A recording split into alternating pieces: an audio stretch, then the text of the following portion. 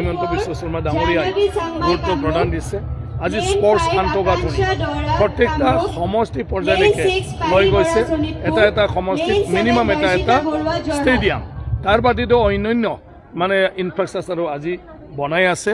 আৰু খেলুৱৈসকলক অলিম্পিকলৈকে আমি কেনেকৈ লৈ যাব পাৰোঁ আৰু কি ধৰণৰ সহায় লাগে এইখিনিও চৰকাৰৰ তৰফৰ পৰা চেষ্টা কৰিছে। আৰু যিসকলে অলিম্পিকৰ কাৰণে বাছনি হৈছে তেওঁলোকৰ গোটেই অনুশীলনত মানে যিমান যি সহায় কৰিব পাৰে তাৰ কাৰণেও উদ্যোগ লৈছে। আৰু ইয়াৰে এটা মই ভাবোঁ মানে সেইটো এটা প্ৰতিফলন আৰু য'ত সৰু সৰু ল'ৰা ছোৱালীবিলাকে চবে খেলৰ প্ৰতি আকৃষ্ট হৈছে। এতিয়া আন্তঃগাঁথনি আমি যিমান পাৰোঁ মানে থাকাবিলাককো আমি ব্যৱহাৰযোগ্য কৰাৰ কাৰণে ৰিপেয়াৰিং ৰিনোভেশ্যন চলিব। আৰু নতুনকৈও এটা ইণ্টাৰনেশ্যনেল ষ্টেণ্ডাৰ্ড লেভেলৰ বহুতখিনি আন্তঃগাঁথনি এতিয়া হৈ আছে।